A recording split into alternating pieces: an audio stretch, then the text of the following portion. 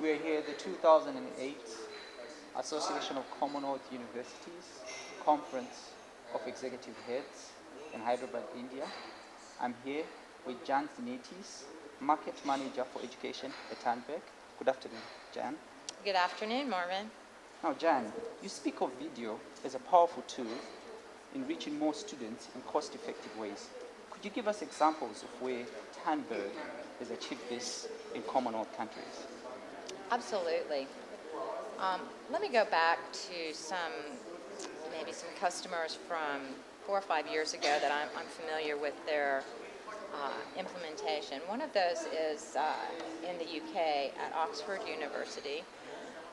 What was happening in the whole country of England was that Latin was becoming a dead language because there wasn't enough teachers speaking Latin that could teach students across the country in the secondary schools. And so what they've done is they have put video conferencing implementations into those secondary schools, and the students have their Latin instruction delivered via interactive video conferencing on a daily basis, and usually for 2 or 3 years until they're proficient in the Latin language.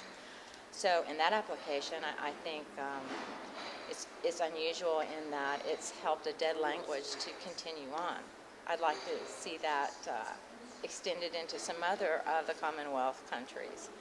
Another example that has been in place for some time now is the University of Yukon in Canada.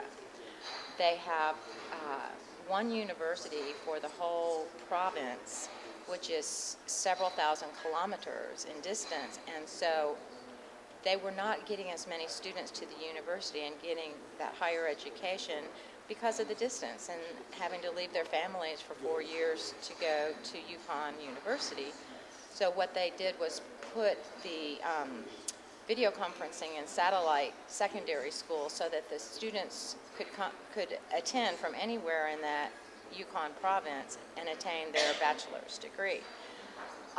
One more recent one that I can think of is in Australia. The New South Wales Department of Education has made a huge commitment into using this technology to reach into every school in the whole state of New South Wales. And this is something that was funded at the government level. And right now we've deployed the first wave of 2,300 units across those schools. And it's huge because they're reaching kids in the outback and that otherwise would not have access to the same opportunities as those students that are in the cities. So very few Commonwealth institutions are wholly open, of course, and most blind distance and face-to-face education delivery. How does Tandberg enrich the education experience of those students that are not distant?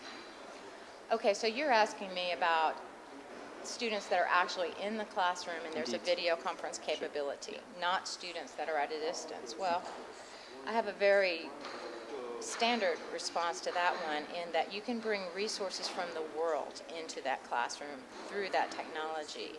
The walls of the classroom can disappear. So if I'm let's say a science teacher and I want to bring in a scientist that's out in the field, you know, if I wanted to bring in an archaeologist that was on a dig, that scientist out on the archaeology dig can use this video conferencing mobile camera and show us the bones and share that with my students and answer their questions. Accessing the institutions across the world, the museums, the science centers, all of those organizations are now starting to provide interactive video field trips for students so that you can take your students on a virtual field trip without putting them on a bus and carting them across the state or the province in order to do that.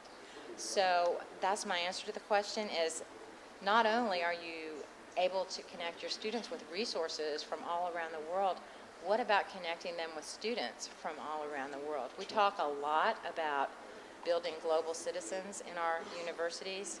What better way to do that than by having a classroom connection between your students and students in Ghana or Nigeria or anywhere in the world and having them work together on common interests?